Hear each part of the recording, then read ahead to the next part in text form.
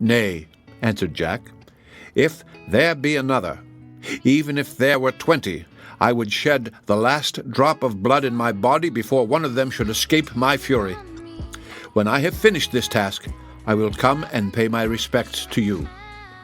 So when they had told him where to find them again, he got on his horse and went after the dead giant's brother. Jack had not rode 1.5 miles before he came in sight of the mouth of the cavern, and nigh the entrance of it he saw the other giant sitting on a huge block of fine timber with a knotted iron club lying by his side, waiting for his brother. His eyes looked like flames of fire. His face was grim and ugly, and his cheeks seemed like 2 flitches of bacon. The bristles of his beard seemed to be thick rods of iron wire, and his long locks of hair hung down upon his broad shoulders like curling snakes. Jack got down from his horse and turned him into a thicket. Then he put on his coat of darkness and drew a little nearer to behold this figure, and said softly, "O monster, are you there? It will not be long before I shall take you fast by the beard." The giant, all this while, could not see him by reason of his invisible coat. So Jack came quite close to him and struck a blow at his head with his sword of sharpness. But he missed his aim and only cut off his nose, which made him roar like loud claps of thunder. And though he rolled his glaring eyes round on every side, he could not see who had given him the blow. Yet he took up his iron club and began to lay about him like one that was mad with pain and fury. "Nay," said Jack, "if this be the case, I will kill you at once." So saying, he slipped nimbly behind him, and jumping upon the block of timber as the giant rose from it, he stabbed him in the back. When, after a few howls, he dropped down dead, Jack cut off his head, and sent it with the head of his brother whom he had killed before in the forest to King Arthur by a wagon which he hired for that purpose, with an account of all his exploits. When Jack had thus killed these 2 monsters, he went into their cave in search of their treasure. He passed through many turnings and windings, which led him to a room paved with freestone. At the end of it was a boiling cauldron, and on the right hand stood a large table where the giants used to dine. He then came to a window that was secured with iron bars, through which he saw a number of wretched captives, who cried out when they saw Jack, "Alas! Alas, young man, you are coming to be one among us in this horrid den." "I hope," said Jack, "you will not stay here long, but pray tell me what is the meaning of your being here at all." "Alas," said one poor old man, "I will tell you, sir.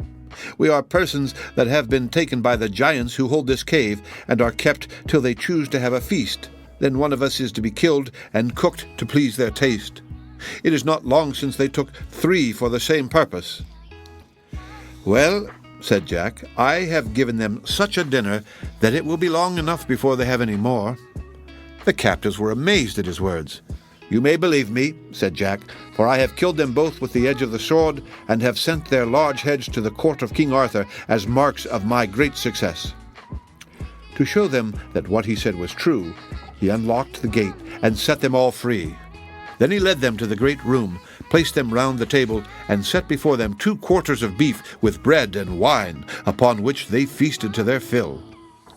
When supper was over, they searched the giant's coffers, and Jack shared the store in them among the captives, who thanked him for their escape.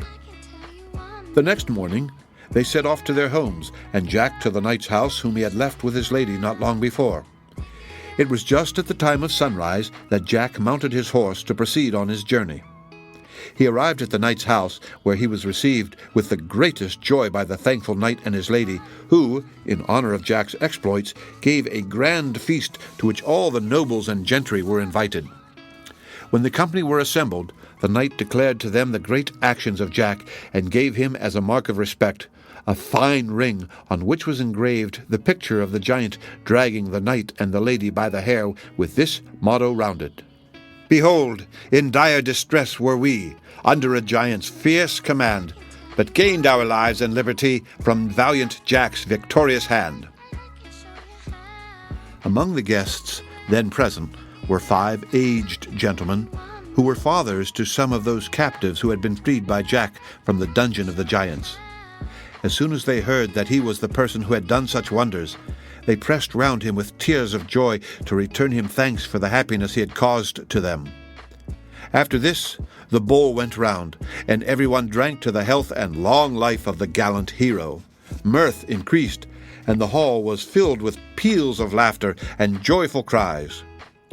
But on a sudden, a herald, pale and breathless with haste and terror, rushed into the midst of the company and told them that Thundel, a savage giant with 2 heads, had heard of the death of his 2 kinsmen, and was come to take his revenge on Jack, and that he was now within a mile of the house, the people flying before him like chaff before the wind.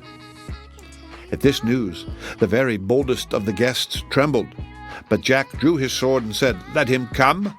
I have a rod for him also. Pray, ladies and gentlemen, do me the favor to walk into the garden, and you shall soon behold the giant's defeat and death."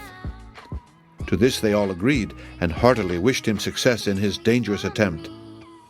The knight's house stood in the middle of a moat, 30 feet deep and 20 wide, over which lay a drawbridge. Jack set men to work to cut the bridge on both sides, almost to the middle, and then dressed himself in his coat of darkness, and went against the giant with his sword of sharpness. As he came close to him, though the giant could not see him for his invisible coat, yet he found some danger was near, which made him cry out, "Fa fee, fie, fo, fum! I smell the blood of an Englishman. Let him be alive, or let him be dead. I'll grind his bones to make me bread." "Say you so, my friend?" said Jack. "You are a monstrous miller indeed." "Art thou?" cried the giant, "the villain that killed my kinsman? Then I will tear thee with my teeth, and grind thy bones to powder." "You must catch me first," said Jack, and throwing off his coat of darkness, and putting on his shoes of swiftness, he began to run, the giant following him like a walking castle, making the earth shake at every step. Jack led him round and round the walls of the house, that the company might see the monster, and to finish the work, Jack ran over the drawbridge, the giant going after him with his club. But when the giant came to the middle where the bridge had been cut on both sides, the great weight of his body made it break, and he tumbled into the water and rolled about like a large whale. Jack now stood by the side of the moat and laughed and jeered at him, saying, "I think you told me you would grind my bones to powder. When will you begin?" The giant foamed at both his horrid mouths with fury, and plunged from side to side of the moat, but he could not get out to have revenge on his little foe. At last, Jack ordered a cart rope to be brought to him. He then drew it over his 2 heads, and by the help of a team of horses, dragged him to the edge of the moat, where he cut off the monster's heads, and before he either ate or drank, he sent them both to the court of King Arthur. He then went back to the table with the company, and the rest of the day was spent in mirth and good cheer. After staying with the knight for some time, Jack grew weary of such an idle life, and set out again in search of new adventures. He went over the hills and dales without meeting any till he came to the foot of a very high mountain. Here he knocked at the door of a small and lonely house, and an old man with a head as white as snow let him in. "Good father," said Jack, "can you lodge a traveler who has lost his way?" "Yes," said the hermit, "I can, if you will accept such fare as my poor house affords."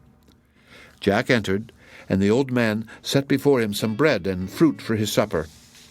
When Jack had eaten as much as he chose, the hermit said, "My son, I know you are the famous conqueror of giants. Now, on the top of this mountain is an enchanted castle kept by a giant named Galligantus, who, by the help of a vile magician, gets many knights into his castle, where he changes them into the shape of beasts. Above all, I lament the hard fate of a duke's daughter, whom they seized as she was walking in her father's garden, and brought hither through the air in a chariot drawn by 2 fiery dragons, and turned her into the shape of a deer. Many knights have tried to destroy the enchantment and deliver her, yet none have been able to do it, by reason of 2 fiery griffins who guard the gate of the castle and destroy all who come nigh. But As you, my son, have an invisible coat, you may pass by them without being seen, and on the gates of the castle you will find engraved by what means the enchantment may be broken." Jack promised that in the morning, at the risk of his life, he would break the enchantment, and after a sound sleep he arose early, put on his invisible coat, and got ready for the attempt. When he had climbed to the top of the mountain, he saw the two fiery griffins, but he passed between them without the least fear of danger, for they could not see him because of his invisible coat. On the castle gate he found a golden trumpet under which were written these lines: "Whoever can this trumpet blow shall cause the giant's overthrow." As soon as Jack had read this, he seized the trumpet and blew a shrill blast which made the gates fly open and the very castle itself tremble. The giant and the conjurer now knew that their wicked course was at an end, and they stood biting their thumbs and shaking with fear. Jack, with his sword of sharpness, soon killed the giant.